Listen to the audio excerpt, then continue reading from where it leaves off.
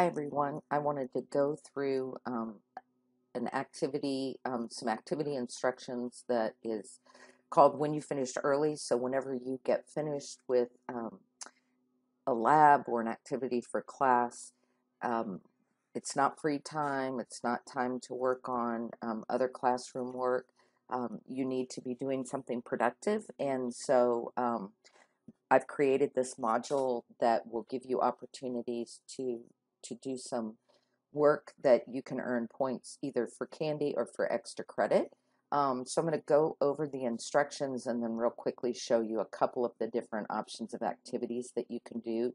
You will find these instructions in the module entitled When You Finish Early. So when you're ready to start doing this, you're just going to go into your module and you'll see When You Finished Early, and you'll see all of the different options that you have to work on. But the first thing that you need to know, it's the number one thing, you cannot be doing When You Finished Early if you have any missing work for the quarter. So first thing you want to know, I don't have any missing assignments. If you have no missing assignments, then you can get going on When You Finished Early. If you do have missing assignments, that's what you need to work on. So if you have no missing assignments, then you have a couple of options. One is there's going to be some brain pop assignments. There's also going to be typing.com. So if you aren't a very good typist, I would strongly encourage you to do typing.com. You can win badges and level up. And as you do that, then you get points. And it will also help you in assignments. The faster you type, the quicker you can get assignments done. So strongly encourage you to do typing.com. Clever Crazes is also another activity. It's kind of a fun sort of interactive game that you can play, and you can gain points for that. There will also be throughout the year some other activities that I will allow you to do. One activity that I don't have listed here, but that you certainly can work on is called code.org. And you can also do code.org to get points, and I'll go over that in a minute. So you'll see here that if you complete an entire Brain Pop assignment, you get 2 tickets. If you earn 10,000 points in Clever Crazes, you get 1 ticket. If you earn a typing badge for a complete lesson, you'll get 3 tickets.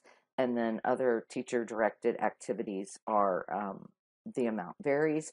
If you have 1 ticket, you can get a small candy prize. That's a Dum Dum or a Smartie. If you have 2 tickets, you can get a medium candy prize. If you have 5 tickets, you can get a large candy, not king size, but just a full size candy. And then also, if you have 10 tickets, you can get a 3-point extra credit pass. That you can only get one of those per quarter. It's your responsibility to turn in the tickets. And again, you cannot work on anything if you aren't finished with your assignments, if you have missing assignments, and also you can't work on this outside of class. You have to work on it during class. I don't care if you do typing.com at home or in other classes, but you can't get points for it. So let's go and take a look here. These instructions that I just went over are here. Then here is the assignment link. So when you finish something, almost every single activity that you do will either give you a badge or it will show you a list of the list of lessons, and you're just going to take a screenshot of that. So remember, Control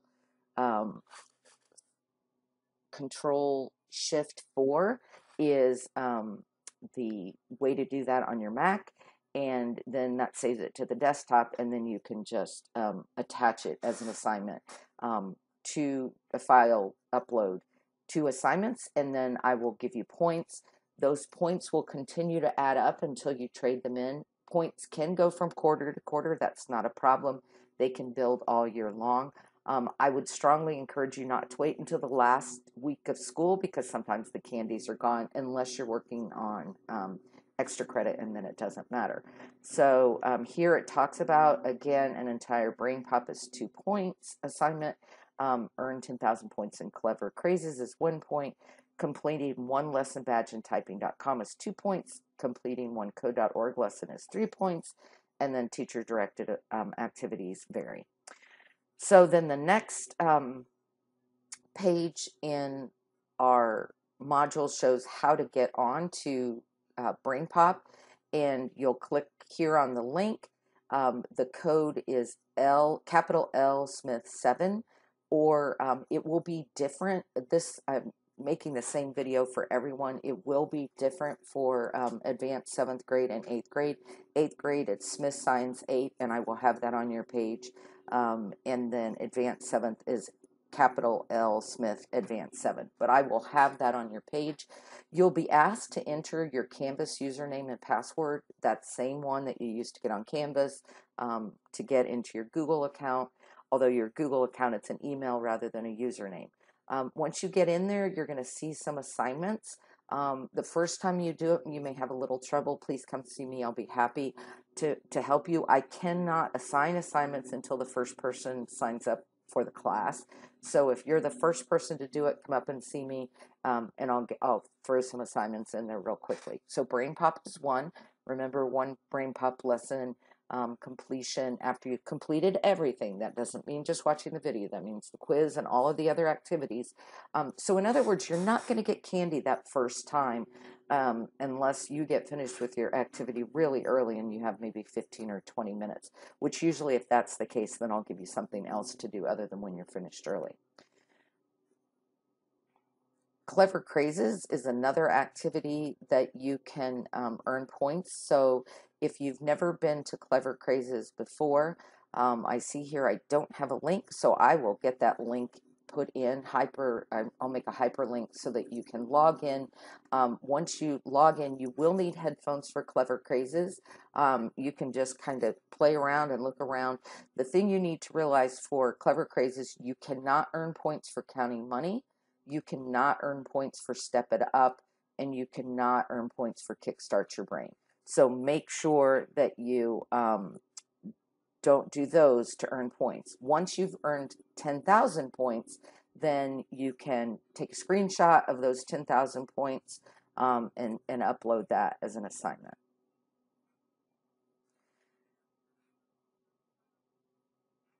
Typing.com is another activity that you are going to be able to do.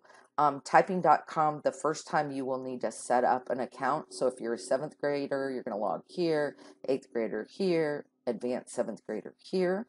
You're going to sign in with your Google account, so right here, and then you're going to use your username at yorktown.k12.in.us, your school password. I would strongly encourage you to begin with beginner lessons. If you, so you're going to have a choice over here, beginner or intermediate. If you're a good typist, you could go ahead and enter at intermediate, but definitely I wouldn't go beyond that. Once you have finished a whole group of lessons, you will receive a badge like this, and that is what you upload. Again, if you have trouble with it, please see me, and I'll be happy to help you get on that first time. This year, to begin with, we are not going to be using Khan Academy. That won't show up in your module, but we will be using code.org. Again, code.org is a place where you can learn to code. And on code.org, it says 5 points. It's actually 3 points. You'll get 3 virtual tickets, and you're just going to need to follow the instructions on to how to log in. Once you log in, these are the different code.org activities that you can complete. You just put those codes in, and then once you've finished an entire group of lessons, you will most often receive a certificate. However, if you don't receive a certificate, if you show me all of these with green buttons completed, take a screenshot of that and you can turn that in as well. So again, these are activities that you can be working on when you are finished with your assignments and they are turned in. I don't want you just playing games. I want you doing something that's productive, that is challenging you. Code.org is challenging your science mind and your problem solving. Clever Crazes is an academic game, so it gives you a chance to play a game. Brain Pop is kind of a fun way to learn some other science activities or to reinforce what you're learning. And then typing.com is just going to help you overall, both in middle school, high school, and college, and in life. If you can type, you're going to get through things so much faster than if you can't type. So I hope that this gives you a lot of choice. in what you want to do. You can certainly bounce from one activity to the other. That's fine. If you have questions about what you can turn in, I understand as you first start learning it, it takes a little bit of time. If you're having trouble logging on, make sure you go back and you look at all the different instructions. Almost all of the pages tell and give pretty clear instructions on how to get to the different pages. And most importantly, have fun with it, and it'll just give you a variety and a little chance to not have to, everybody have to do the exact same thing. So talk to you later.